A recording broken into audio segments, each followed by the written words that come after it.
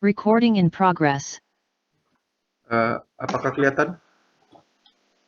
Kelihatan, Pak. Ya. Jadi kalau function itu mungkin hampir sama ya dengan bahasa pemrograman lain. Di JavaScript itu function juga dideklarasikan hampir sama seperti C ya mungkin, atau PHP. Kita menggunakan keyword function, kemudian nama functionnya apa.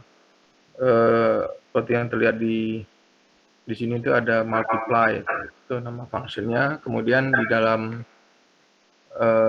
function tersebut kita bisa mendeklarasikan statement, misalnya di sini ya variabel result ya, kita tampung dulu dalam sebuah variabel, kemudian kita log ya dengan console log, lalu hasilnya apa ya. Tidak ada yang baru ya, kalau yang sudah belajar pemrograman seperti ini yang sesuatu yang biasa. Nah, namun demikian yang membedakan itu adalah JavaScript itu dijalankan di browser ya.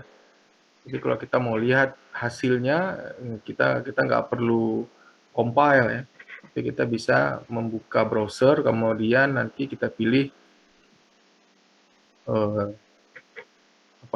kita pilih inspeksi ya, atau inspection. Ini saya coba cek di browser. Di sini Anda boleh jalankannya di Chrome atau di Firefox ya. Misalnya jalankannya di Firefox, itu nggak kelihatan di sini, tapi kita harus ketik Ctrl+Shift+I ya, seperti itu ya. Nah, Anda lihat di bagian bawah itu kalau kelihatan console log tadi muncul ya, yang kita buat di scriptnya muncul di sini, dan resultnya juga muncul. Oke, itu scriptnya ya. Jadi kalau kita lihat HTML-nya, file HTML-nya kita buka dengan Notepad. Nah, Anda bisa lihat di sini, script itu ditulis di dalam head ya, header-nya ya, di head.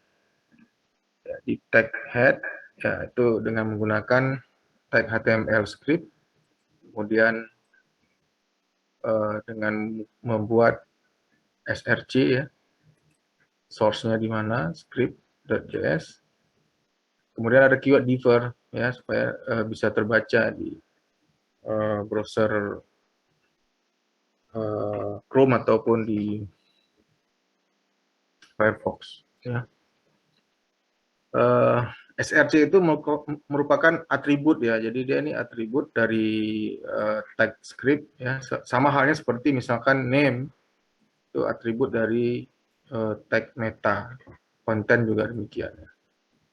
Differ juga. Oke. Nah, jadi ini scriptnya, kemudian nanti kalau mau dilihat hasilnya kita harus inspect, buka console ya, itu hasilnya ada di sini.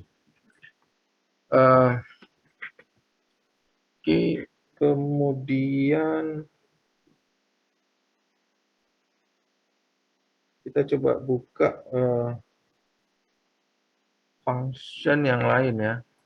Nanti akan saya share juga ini ke e-learning. Misalnya ini ada function yang memiliki parameter ya. Jadi kalau sebelumnya functionnya masih function biasa ya, tanpa parameter ini. Nah, di sini juga ada function yang memiliki dua buah parameter A dan B. Oke, tapi perlu diperhatikan juga di sini. Nah, ini yang spesial dari JavaScript. Ya, sebelum masuk ke parameter function, spesial dari JavaScript itu kita mengenal istilahnya ada anonymous function. Nah, ini dia.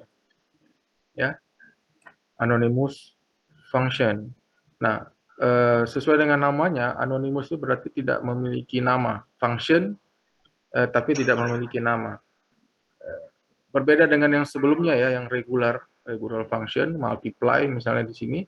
Nah, dia secara eksplisit memiliki nama, namanya multiply atau perkalian. Ya. Tapi kalau yang di sini itu ada namanya anonymous function, dia nggak memiliki nama. Nah, cara membuatnya atau mendeklarasikannya, kita bikin dulu sebuah variabel, katakanlah variabelnya namanya divided atau pembagian. Kemudian sama dengan function. Nah, ini udah anonymous function. Lalu bagaimana cara panggilnya? Cara panggilnya ya langsung aja invoke atau panggilnya dengan menggunakan nama variabelnya. Jadi nama variabelnya tadi divided, ya langsung aja kita panggil divided. Jadi functionnya adalah anonymous function. Jadi cara panggilnya sama, ya sama seperti yang function yang memiliki nama, tapi cara pendeklarasiannya berbeda, ya. Jadi buat dulu variabelnya, kemudian buat keyword function tanpa parameter, kemudian buka body functionnya, ada variabel di dalamnya, hampir sama ya, kemudian panggil. Nah, satu lagi ada namanya immediately invoke function expression. Nah, ini yang lebih kompleks lagi. Di JavaScript itu memang rada-rada aneh tuh. Jenis functionnya tuh macam-macam ya. Tapi yang umum itu adalah yang tiga ini ya, tiga jenis ini. Ada anonymous function, ada regular function, dan immediately invoke function. Nah, ini yang nanti lazim kita temukan di JavaScript. Mungkin tidak ditemukan di bahasa pemrograman lain ya. Ini spesial ini di JavaScript, kita menggunakan tiga jenis function ini. Kita akan coba nanti di depan masih banyak lagi function-function seperti ini, tapi saya perkenalkan dulu agar nanti di depan atau nanti waktu kita bikin web itu nggak kaget, wah ini fungsinya kok aneh itu. Ini namanya anonymous function. Ada satu lagi callback function. Nah, itu callback function mungkin nanti kita pelajari. Dia hampir sama seperti anonymous function dan immediately invoke function. Jadi perpaduan nih, perpaduan function immediately invoke dan anonymous function, namanya callback function. Jadi ada function di dalam function, jadi di callback dia. Oke, nanti kita coba lihat itu callback function. Itu juga sering digunakan di JavaScript. Oke, kalau immediately invoke function itu dia dijalankan dijalankan langsung gitu ya. Jadi tanpa harus dipanggil lagi. Kalau tadi kan kita deklarasikan dulu functionnya, kemudian kita panggil. Nah, kalau ini dia mendeklarasikan sekaligus menjalankan langsung. Ya, Anda bisa lihat di function yang ketiga ini. Jadi dia dideklarasikan di dalam tanda kurung ya. Jadi buka kurung merah ini. Tutup. Nah, di dalamnya ada function, anonymous function ya. Jadi lagi-lagi dia anonymous function. Kemudian ada statement, dua baris statement ini biasa ya, seperti yang dideklarasikan sebelumnya. Ya, tapi dia langsung dipanggil. Jadi begitu dibuat langsung dipanggil. Oke, ini yang spesial. Jangan lupa nih ada tanda kurung lagi dia tuh di sini. Ini menandakan dia bahwa segera dipanggil, ya gitu ya. Oke, itu immediately invoke function mungkin nggak ditemukan di banyak bahasa pemrograman lain, tapi ini spesial di special function yang ada di JavaScript.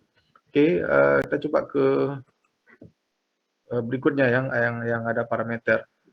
Nah, sebetulnya yang anonymous function dan immediately invoke function itu juga bisa dimasukkan parameter ya. Boleh aja ya dimasukkan parameter di sini. Nah, kalau dia ada parameter di sini, berarti dia ada argumen nanti di sini. Gitu. Sama halnya seperti immediately invoke ini juga nanti kalau Anda membuat parameter di sini, Anda juga harus deklarasikan parameter di sini gitu ya. Oke, nah ini contoh kalau function yang memiliki parameter di sini ada dua parameter. Nah ini hanya contoh aja ya, jadi kita buat sebuah perbandingan ya. Ini kan conditional if juga nih ya sama, tapi dia ternary. Oke, kalau dia B-nya lebih besar atau B-nya A itu apakah lebih besar dari B gitu ya. Kalau ya apa, kalau no apa gitu. True, false. Nah, kemudian kita panggil function-nya di bawah ya. Kemudian kita bandingkan variabel A ya yang sebagai argumen di sini. Kemudian argumen yang kedua, ya, kita bandingkan. Oke, ternyata A-nya berapa misalnya, apakah ini lebih besar atau lebih kecil misalnya. Kalau kita jalankan,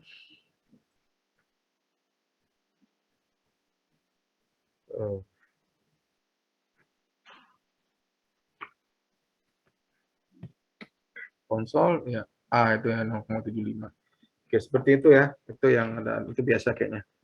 Kemudian,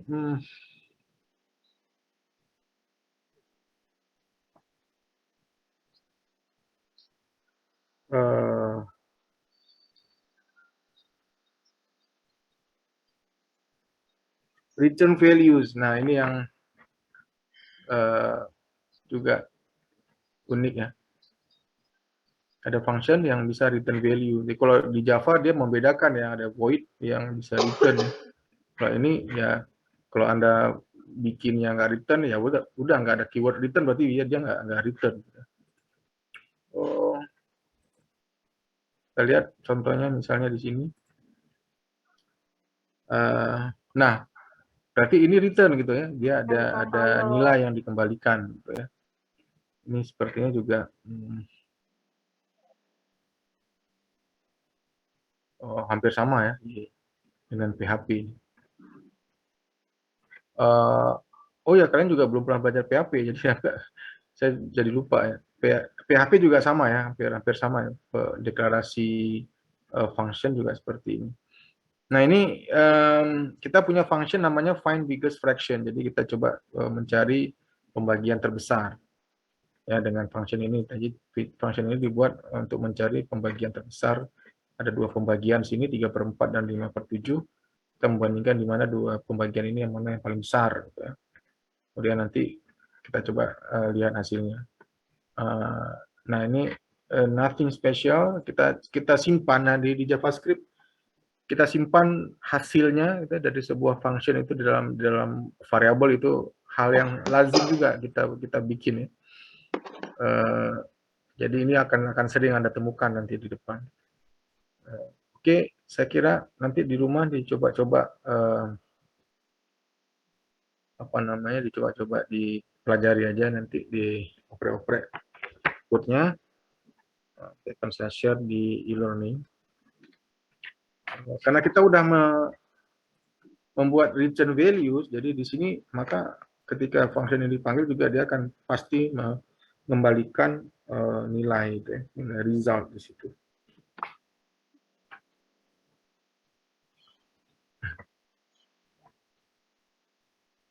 Oke. Nah, coba kita lihat sekarang lebih dalam lagi tentang anonymous function ya. Ini penting di JavaScript. Oke, tadi di awal sudah saya perkenalkan sedikit tentang namanya anonymous function. Nah, ciri-cirinya tuh kelihatan kalau anonymous function. Yang pertama, dia disimpan di sebuah variabel, kemudian dia tidak memiliki nama. Jadi ada variabel seperti ini, ya kan? Kemudian ada keyword function langsung ditulis dengan parameter. Kalau memang ada parameter, atau dia seperti tadi di awal kosong aja ya, anonymous function seperti ini kosong tanpa parameter. Nah, ini ada parameter. Nah, itu ciri-ciri khususnya itu. Berarti kalau Anda menemukan nanti di JavaScript ada function seperti ini, itulah namanya anonymous function. Function yang tidak memiliki nama, anonim. Ya. Ini kenapa sesering itu JavaScript membuat atau menggunakan anonymous function? Karena ada beberapa hal, misalnya begini, di dalam web itu, di dalam pemrograman web, ya, sering kita temukan kadang-kadang kita nggak, untuk memanggil sebuah metode atau function itu kita nggak perlu nama, karena hanya memanggil sebuah function yang sudah punya nama misalnya. Jadi makanya ya udah, untuk manggil function itu ya kita gunakan sebuah function, callback function nanti namanya. Dan kita nggak perlu nama untuk itu gitu ya. Jadi ya, kalaupun perlu nama ya kita masukkan aja di dalam sebuah variabel. Nah, JavaScript variabel ini nantinya akan berubah dia menjadi sebuah objek. Memang ini kadang-kadang buat rusak konsep object oriented programming. JavaScript konsep object oriented programming agak sedikit berbeda. Kita belum masuk ke OOP-nya ya, belum masuk ke OOP-nya si JavaScript. Tapi saya sampaikan dulu di awal bahwa semua variabel di JavaScript itu adalah objek. Ya. Oke. Di depan nanti akan ada materi khusus tentang object oriented pada JavaScript ya. Oke, itu anonymous function. Ini berikutnya, ini juga udah tadi di depan sekilas ya. Jika nanti bisa dicek aja itu. Variabel ini harus dideklarasikan sebelum function dipanggil. Jadi variabelnya dibuat dulu, baru dibikin functionnya. Dan tujuannya adalah ketika kita buat seperti ini function yang memang dipanggil sekaligus, dibuat dan dipanggil sekaligus. Makanya variabelnya harus dideklarasikan dulu sebelum. Kalau Anda pindahkan ke bawah, ini akan error gitu ya, karena dia nggak mengenal dua buah variabel first fraction dan second fraction ini, yang mana itu dipanggil langsung di dalam argumennya. Oke, ini namanya anonymous function, tapi immediately invoke atau immediately called, yang langsung dipanggil. Oke. Oke, sekarang ini kata kunci let and constant ya. Kita lihat. Nah, ini untuk mendeklarasikan konstan. Ya, kalau ini sama ya, naming convention-nya atau penulisannya itu sama seperti di pemrograman Java. Yang mana kalau Anda mendeklarasikan sebuah variabel konstan, maka Anda harus membuatnya dengan huruf kapital, semuanya. Ya, semua harus huruf kapital. Terus ada yang bilang, Pak, tapi saya buatnya dengan huruf kecil semua, baik-baik aja kok. Ya, baik-baik aja, tapi itu nggak lazim. Di dalam kita menulis konstan, itu nggak lazim. Jadi, sebaiknya kita ikuti aja lah aturan yang tidak tertulis. Ya. Walaupun bisa, tapi ya kita mungkin akan menjadi outlier, ya, orang yang aneh gitu ya. Di komunitas nanti akan menjadi orang aneh, karena kok buat konstan itu pakai huruf kecil. Ya, lazim programmer atau coder itu biasanya membuat konstan itu dengan huruf besar. Jadi kita ikuti aja aturan yang enggak. Kemudian ya ini coba nanti, ini saya udah buat komen di sini, coba diganti-ganti aja ya. Jadi di sini saya membuat function ya, sederhana aja, ada namanya log scope. Ya. Kemudian ada variabel lokal. Ini kita anggap lokal variabel. Kenapa? Karena kita mendeklarasikannya di dalam function log. Dia menjadi lokal variabel dari si log scope. Kemudian if lokal, ya, kalau ada nilainya, ya, maka dia akan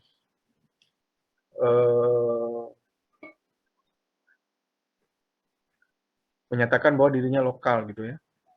Nah, sekarang bagaimana kalau kita buat variabelnya dengan menggunakan let? Ya, apakah dia tetap lokal atau tidak gitu ya. Ini kita jalanin dulu. Ini yang membedakan lokal variabel dengan yang kita deklarasikan secara variabel biasa atau dengan menggunakan apa namanya? Keyword let. Oke. Kita lihat dulu di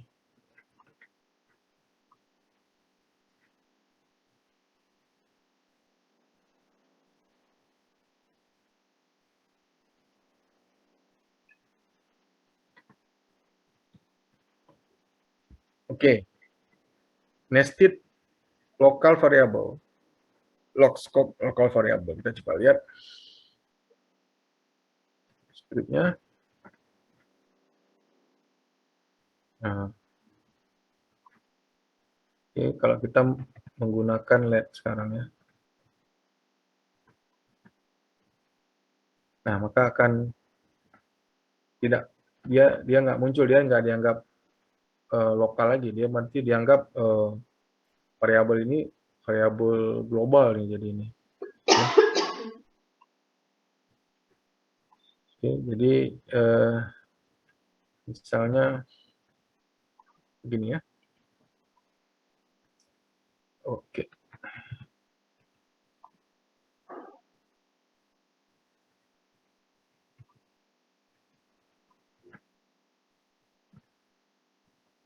Nah, jadi Anda kalau udah mendeklarasikan dia LED, maka di sini juga harus LED ya.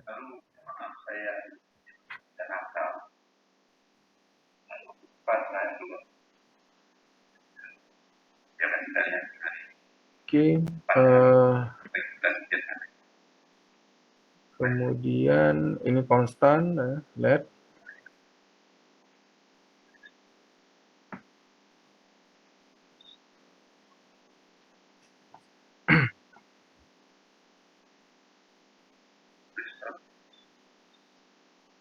Oke, untuk callback saya ada apa namanya ya, link yang bisa dibaca, tapi linknya agak panjang sini.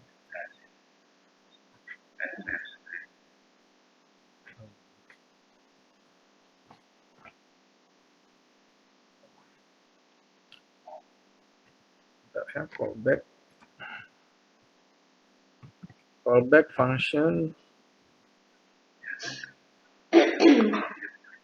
code burst bisa dibaca di sini ya. Ini salah satu sumber bacaan juga ya, apa yang dimaksud dengan callback function. Kalau saya lihat ini lumayan mudah ya dipelajari,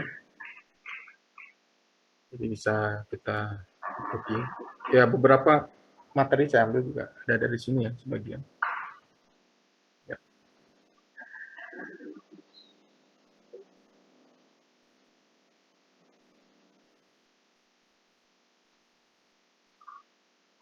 Oke, mungkin ada yang mau ditanyakan, silakan.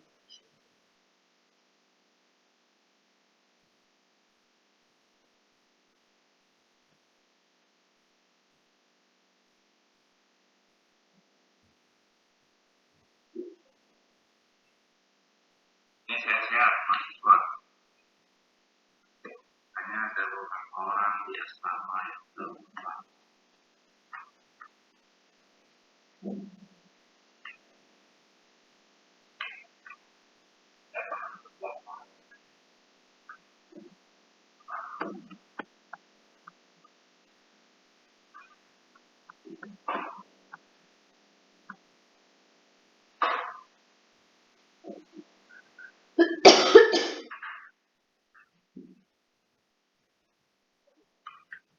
Oke, ada yang bertanya?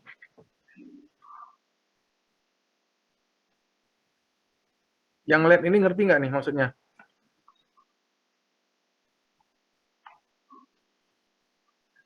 Oke, saya ulangi ya, LED. Mungkin ada yang ngantuk ya.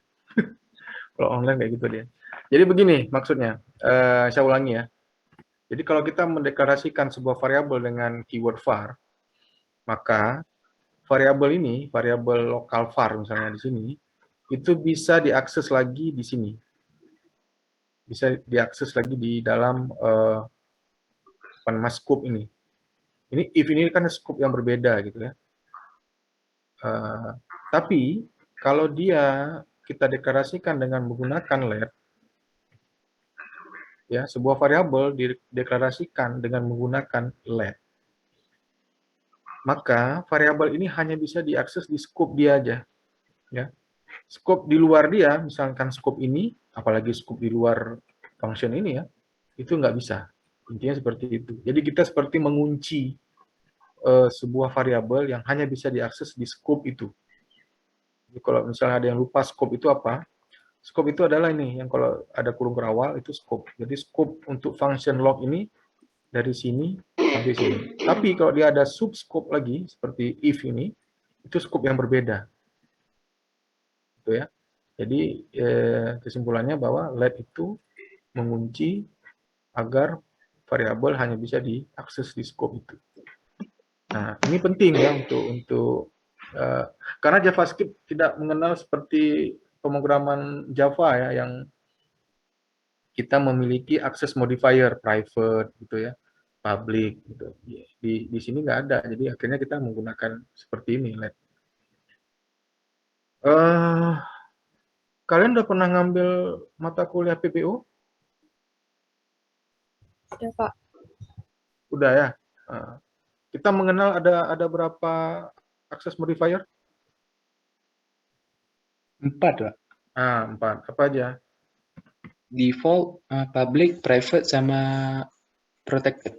Ya. Nah, itu kalau di Java ya, di JavaScript nggak ada tuh. Makanya kita pakai let gitu untuk ngunci ya. Untuk ngunci supaya dia nggak bisa diakses di luar variabel itu. Oke. Mungkin nanti bisa dibaca-baca lagi ya tentang let dan var. Oke, ini saya kembalikan lagi ke semula code-nya. Nanti silakan dicoba-coba di rumah. Kemudian nanti beberapa source terkait dengan callback nanti saya juga share. Ya. Kemudian ada juga tutorial lagi yang lain di Mozilla juga tentang callback function, itu tolong dibaca-baca, ya, dipahami, ya. Nggak sekedar cuma dibaca tapi juga dipahami, dicoba ya. Nah, ini penting ya, karena callback function itu dasar dari JavaScript itu, karena sering sekali digunakan. Dia anonymous tapi callback. Oke, ini contoh yang sederhana aja, callback. Ya. Nah, ini callback. Anda bisa lihat di sini salah satu contoh callback yang menarik. Anda memiliki function do homework. Kemudian di function ini Anda memiliki 2 buah parameter. Salah satu parameternya adalah callback, adalah function. Anda lihat tadi di atas kita udah buat function ya, callback function misalnya. Nah, ini salah satu callback, dia buat callback function. Jadi di parameter ini Anda memanggil function, itu namanya callback function. Ya, mungkin yang konsep PBO-nya udah bagus, gara-gara ini jadi berantakan lagi nih. Ya, tapi nggak perlu khawatir ya. Callback function itu memang agak aneh. Oke, contoh paling sering itu digunakan pada API. Nah, API misalnya di Twitter ya, gitu. Jadi kita mencoba panggil API Twitter itu kita menggunakan callback function. Ya, misalnya di sini kita coba search tweets ya. Kemudian ada parameter, kemudian ada anonymous function. Nah, salah satunya nanti kita akan panggil kembali, yaitu dengan menggunakan callback function. Oke, silakan dipelajari. Masih banyak contoh-contoh yang lain, nanti coba lihat aja. Oke, saya kira itu ya untuk sebagai pengantar. Oke, ada satu lagi ini masih JavaScript juga.